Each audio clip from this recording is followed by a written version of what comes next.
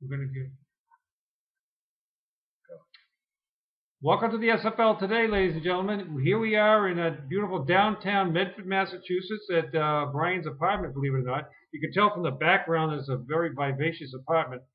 One of the things that I was really noticing about Brian's apartment is that he has some very interesting fixtures here that he has had for many years. And I thought I might show these to the sports fans. He has here, right? This is an Iowa Sound.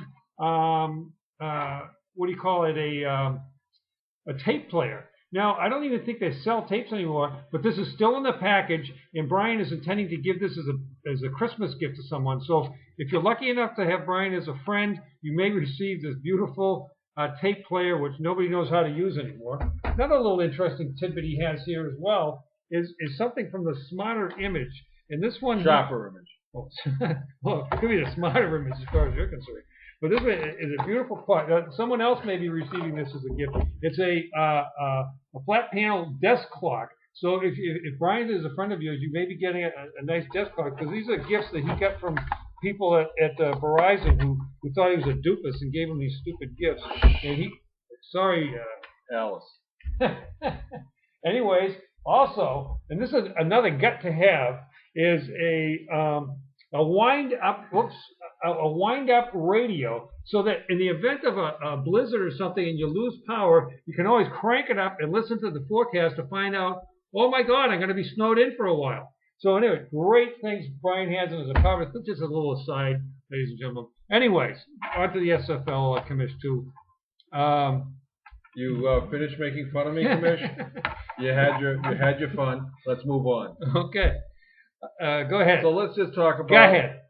We got a great race. We really wanted to talk today about the great race that's going on in the SFL. Joe G led the whole first half, wire to wire, with Dylan hot on his heels.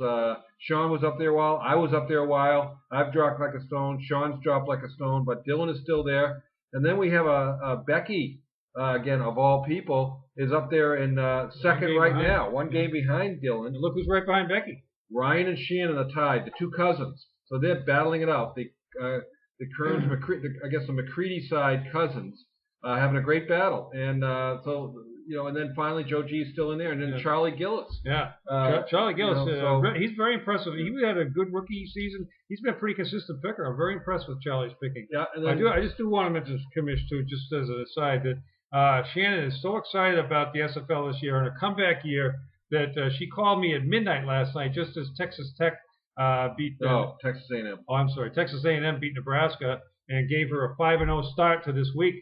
Great start, Shannon. Great start, Ryan. And by the way, Ryan, I know you have a system of how you do your picking, and Brian said he was not at liberty to tell me how you did it. So but after a few waterboarding sessions, I was able to get the system out of them. So you're in big trouble now, Ryan. But the thing is that what he doesn't realize, it takes some analysis to use that system, and Stephen is lacking in that area, so I don't think he has much to worry about.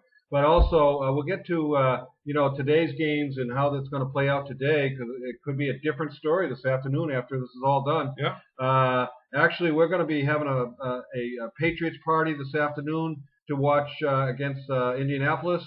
Going to have a dinner in between, and then we're going to watch with Patrick T, an Eagles fan, with the Davidsons and Natalie, etc., the Eagles Giants game. So we're going to have some great football. By the end of the day, could be a entirely different picture. But first, I just want to go on to Ozzie and Dom. Team Dylan is still up there in 7th and 8th, and Francine is in 9th. And Francine has won 2 of last 4 weeks, and really we haven't given her the shout out she deserves. So we wanted to give her a quick shout out. Her also with her son David, who's hanging in there 3 games above 500 and actually ahead of Steven. Yeah. But so and the thing when I think of Francine is I think of the Midwest, the Green Bay Packer fan. Francine is never, when Green Bay is on the picks, never miss going with the Packers. And also, and conversely, has always gone against the Minnesota Vikings. Yeah, Brian thought also that she was negative on the Patriots, but come to find out, she picked the Patriots 6 times this year, was it? So far, 4 times. 4 times. As a matter of fact, this week against Indy. Yeah. And David has picked them 6 times. Yeah. And this week against Indy also. So, we thought they had the hate, but nice to see it. But she won against Notre Dame all times. Yeah, I'm not understanding the hate for the good Catholic Irish school, Notre Dame. But anyways, Francine, I think you're very smart this year because Notre Dame is a little bit on the marginal side. But you did want to give a shout out to Notre Dame. I did because Notre Dame did make become bowl eligible this weekend by the defeat of Army, and also a shout out to BC for becoming bowl eligible by defeating Virginia. So 12th season in a row that they've made a bowl. Is that right? Yeah, good going, BC. The second, go ahead. What are you guys say? Well, I was going to say it's nice to see these lower level programs able to get to the bowl. So anyway, Mark, that was meant as a dig to you. Anyhow, let's look at this week, Commish, and see who's got what. Now, Dylan has made some very interesting picks in the pros. He's picking the Raiders against Pittsburgh. Pittsburgh's at home, but you do have a 7.5 point. Is it 7.5? Yes, it is. 7.5 point spread. So I think Dylan is going for the spread factor there. Still a risky pick in my mind. I think Pittsburgh is going to be mad about losing to the Patriots.